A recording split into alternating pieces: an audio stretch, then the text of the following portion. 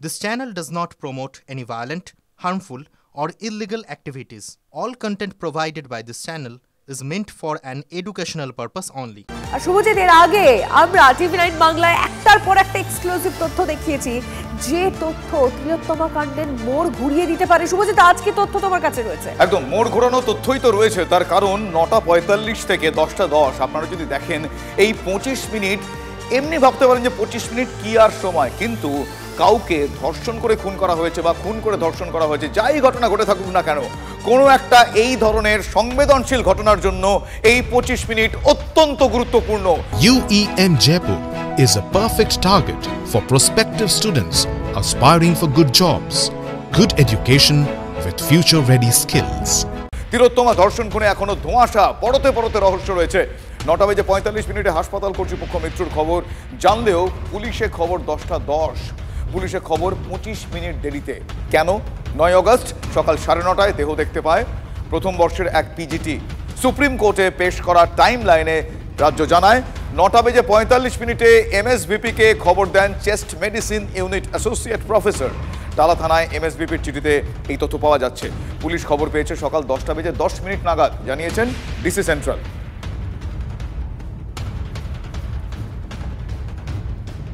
আমরা টালা থানা খবর পায় বা আরজি করে মেডিকেল আউটপোস্ট খবর পায় মোটামুটি 10:10। তারপর ইমিডিয়েটলি আমরা ওখানে চলে যাই। বাই 10:30 আমাদের কর্ডন প্লেস হয়ে গেছিল। তারপরে পুলিশ ছাড়া অন্য কেউ ঢোকেনি? না না, ওখানে যাওয়া সম্ভব না। ওখানে আমরা লাইন দিয়ে আমাদের লোকজন দাঁড়িয়েছিল। কর্ডনের ভেতরে কেউ ঢুকতে গেলে যে কেউ ঢুকতে পারবে না। আমরা দেখুন প্রচুর কেস আমরা হ্যান্ডেল করি। আমাদের স্পেশাল হোমিসাইড সেকশন আছে, ডিটেকটিভ ডিপার্টমেন্ট আছে, থানার যারা অফিসাররা আছে তারা অনেক কেস করে, বছরের পর বছর ইনভেস্টিগেশন আছে। ফর ইনভেস্টিগেশন প্রসেসের সাথে ট্যাম্পারিং করা, স্পেশালি এরকম কেসে, একদমই সম্ভব নয়।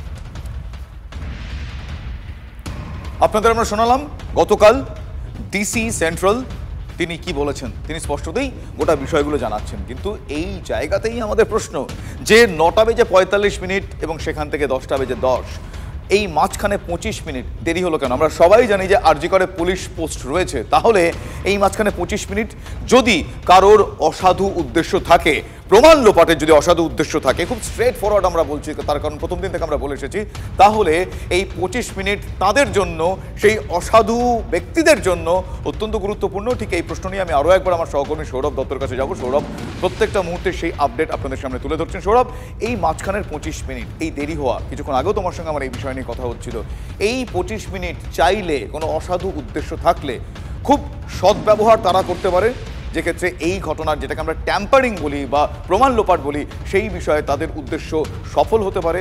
তাহলে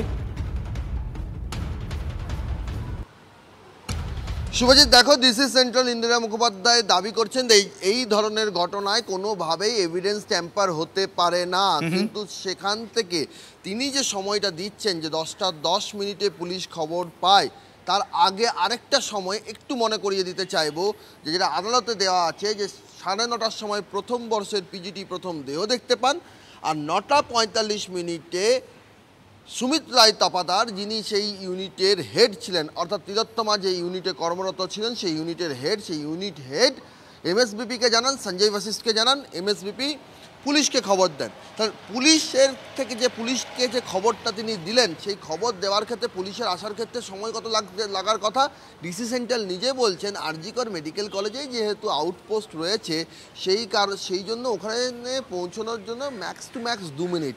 তাই যদি হয় তাহলে 9:45 থেকে 9:47, 9:45 থেকে 10:10 কেন? 25 মিনিট কেন? তাহলে এমএসবি সঞ্জয় বশিষ্ঠ কখন ফোন করেছিলেন, আর এই 25 মিনিটের মধ্যে তিনি আর কাকে কাকে ফোন করেছিলেন? যারা এই ফোনটা পেয়েছিলেন তারা আবার কাকে কাকে ফোন করেছিলেন? তার কারণ এমন কিছু ব্যক্তি, সুশান্ত রায় নিজে বলেছেন যে তিনি কলকাতা মেডিকেল কলেজে ছিলেন, সেখান থেকে বেরিয়েছেন, তার কাছে খবর চলে গেছিল, তিনি জেনে ফেলেছিলেন ধর্ষণ এবং খুনের ঘটনা হয়েছে। আমরা সন্দীপ ঘোষ ঘনিষ্ঠ একাধিক জুনিয়র চিকিৎসকের সঙ্গে কথা বলেছি, হাউস স্টাফ, ইন্টার্ন, তারা জানিয়েছেন তাদের কাছেও খবর 9:30 থেকে 10:45 মধ্যে ফোনের মাধ্যমে পৌঁছে গেছিল। কেউ শিয়ালদা স্টেশনে ছিলেন, কেউ এখানে হোস্টেলে ছিলেন, এবং তাদেরকে নির্দেশ দেওয়া হয়েছিল তারা যেন সেখানে যান। তারা নির্দেশ পাচ্ছেন পুলিশের নির্দেশ পাওয়ার আগে। ঠিক। কেন সবার আগে এই ধরনের ঘটনা ঘটলে হাসপাতালে যখন এখানে পুলিশ রয়েছে পুলিশকে না জানিয়ে আগে এই ফোনগুলো করা হলো? কেন করা হলো? কারা কারা সেই ফোন পেলেন?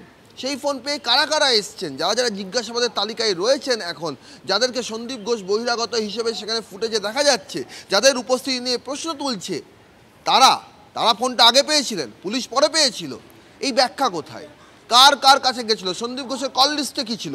সঞ্জয় বশিষ্ঠের কল লিস্ট কী ছিল? সুমিত্রা রায়তাপাতারের কল লিস্ট কী ছিল? বিভাগীয় প্রধান তিনিও তো বলছেন তাকে ডক্টর সুমিত্রা রায়তাপাতার জানিয়েছিলেন, সে কল লিস্টে কী অবস্থান দেখা যাচ্ছে? ফলে সেই প্রশ্নগুলো কিন্তু এখন বড় হয়ে উঠছে, কারণ 25 মিনিটের অঙ্ক অত্যন্ত গুরুত্বপূর্ণ। একদম, এই 25 মিনিটের অঙ্ক অত্যন্ত গুরুত্বপূর্ণ সৌরভ, তুমি যেরকমটা বললে, এবং এই 25 মিনিট কিভাবে তাঁরা ব্যবহার করেছিলেন, এই 25 মিনিটে কাদের কাদের কাছে ফোন গিয়েছিল এবং সেই ফোন কল কারা কারা পেয়েছিলেন, কারা কারা ফোন করেছিলেন, এই যাবতীয় বিষয়গুলো এই মুহূর্তে কিন্তু তদন্তকারীদের আতশ কাচের তলায় থাকা উচিত বলে আমরা মনে করছি। যে কারণে এই প্রশ্নগুলো আমরা নাগরিক সমাজের হয়েই তুলছি এবং তার উত্তর আমরা চাই। ধন্যবাদ সৌরভ আপাতত। কিন্তু এই বিষয়টা নিয়ে চিকিৎসক মহলও চুপ করে নেই। কি বলছে বিশিষ্ট চিকিৎসকরা শুনবো। পুরো ঘটনাটাকে ধামাচাপা দেওয়ার এবং এর সঙ্গে প্রত্যক্ষভাবে যারা জড়িত এবং পরোক্ষভাবে জড়িত তাদেরকে আড়াল করবার প্রচেষ্টা পুলিশ প্রশাসনের পক্ষ থেকে, আরজি করের প্রশাসনের পক্ষ থেকে, স্বাস্থ্য প্রশাসনের পক্ষ থেকে করা হচ্ছে। এইটা আমরা চাইছি যে যারা প্রত্যক্ষভাবে জড়িত প্রত্যেকটা মানুষ এবং পরোক্ষভাবে যারা এই ঘটনাকে ধামাচাপা দিতে চাইছে, বিশেষ ব্যক্তিদের আড়াল করতে চাইছে, প্রত্যেককে বিচারের আওতায় আনতে হবে এবং তার যা আইন আছে সেই আইনের সর্বোচ্চ শাস্তি তাদেরকে দিতে হবে। একটা মিথ্যে কথা বলতে গিয়ে সেটাকে জাস্টিফাই করতে তার উপরে আরেকটা মিথ্যে করে একটা মিথ্যের পাহাড়, আর মিথ্যের পাহাড় কিন্তু আমরা দেখতে পাচ্ছি। মৃত্যুর পর থেকে এই সময়ের কথা যেটা বললেন, তার মা বাবাকে জানানো থেকে এফআইআর এ বলা হচ্ছে নাকি শুনলাম উইশফুল রেড বলে কিছু হয় বলে আমার জানা নেই। পুলিশ মন্ত্রী এবং স্বাস্থ্যমন্ত্রী, আমি দায়িত্ব নিয়ে বলছি, যদি এটার মধ্যে যদি সে এখনো দায়ভার স্বীকার না করে, কোথায় চলে যাচ্ছে আমরা? এর আগের দিন সুপ্রিম কোর্টে যেদিন শুনানি হয় সেদিন সুপ্রিম কোর্টের মহামান্য বিচারক যারা তারা বলেছেন এই টাইম লাইন নিয়ে, কপিল সিব্বাল যে উকিল তিনি জবাব দিতে পারেননি।